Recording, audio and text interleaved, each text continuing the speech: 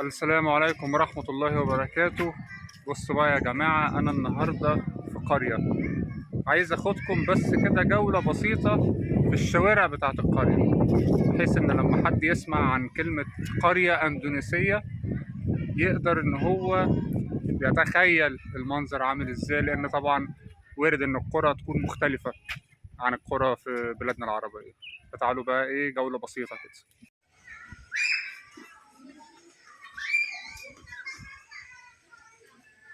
دي طبعا الأراضي الزراعية،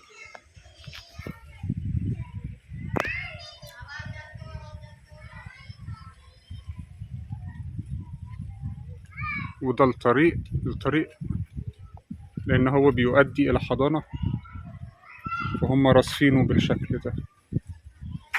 دي الحضانة اللي ورا طبعا، يعني حاجة بسيطة جدا،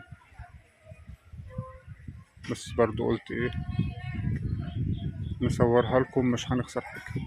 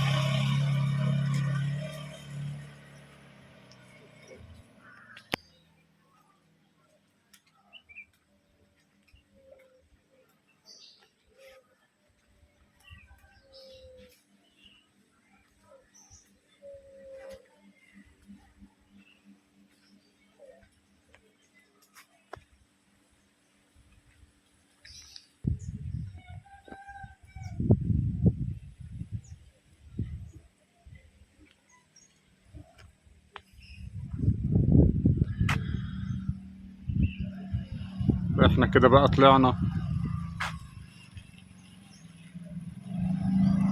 من الشارع كلها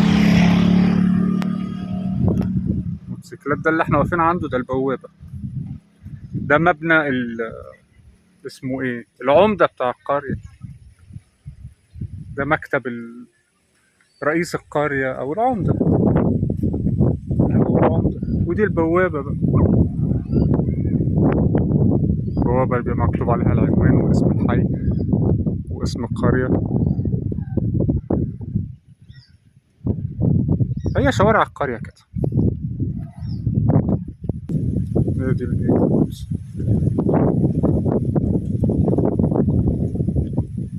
طبعا في كتير بقى بياخدوا زي ما انتوا شايفين كده جزء من البيت على اليمين كده أوضة، ويحولوه زي محل كده يحطوا فيه أي بضاعة بسيطة.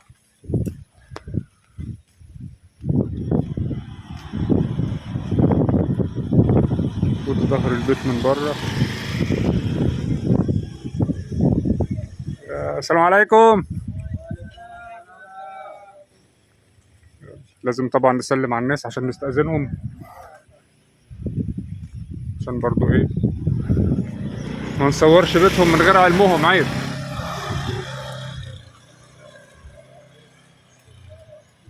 اكتبوا لي بقى في التعليقات، هل القرى في اندونيسيا شبه القرى عندك في بلدك ولا لا؟ هو بالنسبة لنا في مصر، انا مش من قرية في مصر، انا من اسكندرية اصلا، بس عارف يعني عندي فكرة القرى شكلها عامل ازاي، ونزلت قبل كده في قرى، فالوضع مختلف شوية يعني. ماشي، في أرض زراعية، ولكن البيوت والمعيشة وكمية الخضار برضو مختلفة، لأن دي دولة استوائية، فبتلاقي الشجر، يعني بص، دي شجرة جوز هند، بس الشمس طبعا هتبوظ اللقطة. ده جوز هند ده، بس لسه ايه بطور، لو شايفينه ده اهو، ده جوز هند، بس لسه عليه بقى شوية. فانت بتلاقي بقى ظل، انت ماشي في دولة استوائية، بيدي لك احساس بالمغامرات. هي دي احلى حاجة في اندونيسيا. يعني بص هنا، انت شايف منظر معين، خضار ومساحات واسعة، هنا تلاقي المنظر خلاص اختلف بقى حاجة تانية خالص، كأنها لقطة من فيلم.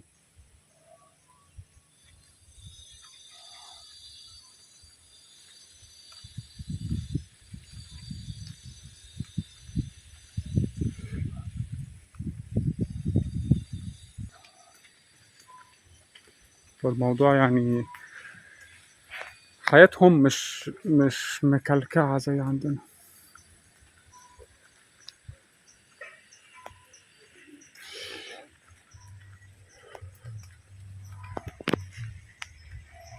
بس شجرة المانجا دي شجرة مانجا، بس لسه برضو ما كبرتش، ده كله شجر مانجا.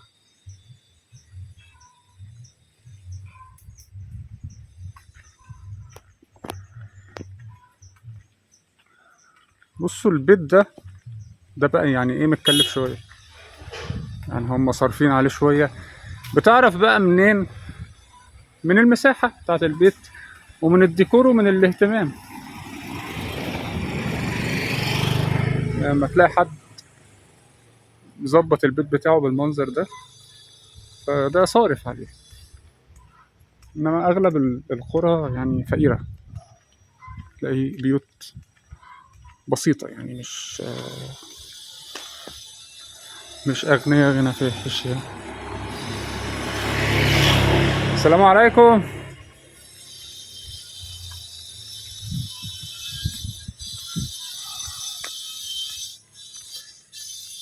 ده محل برضه بسيط، ده يعتبر برضه جزء من بيت. المحل ده تبع البيت اللي جنبه على طول.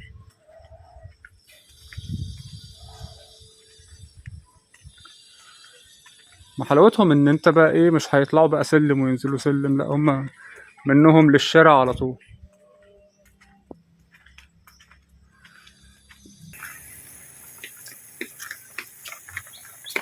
وكأنك في رواية.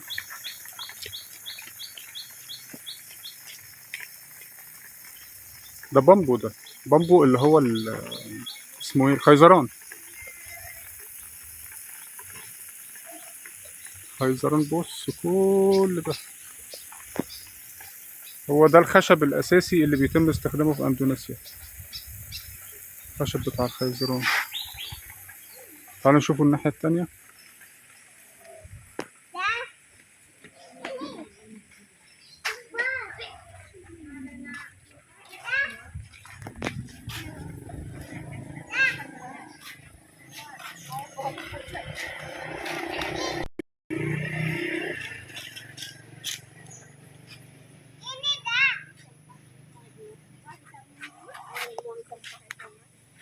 مصرف مية وشجر مش باين منه أي حاجة طبعا. بس هو ده كان الفيديو. كان في ناس كانت سألتني عايزين نعرف القرية عاملة ازاي، فنزلت لكم مخصوص قرية علشان نصور. ونتمنى ان الفيديو يكون عجبكم وان انتم تكونوا اخدتوا يعني نبذة بسيطة كده عن الحياة في القرية في اندونيسيا. الناس اللي هي ما اشتركتش في القناة تشترك، وما تنسوش اللايك والشير. اشوفكم فيديو جديد ان شاء الله، والسلام عليكم ورحمة الله وبركاته.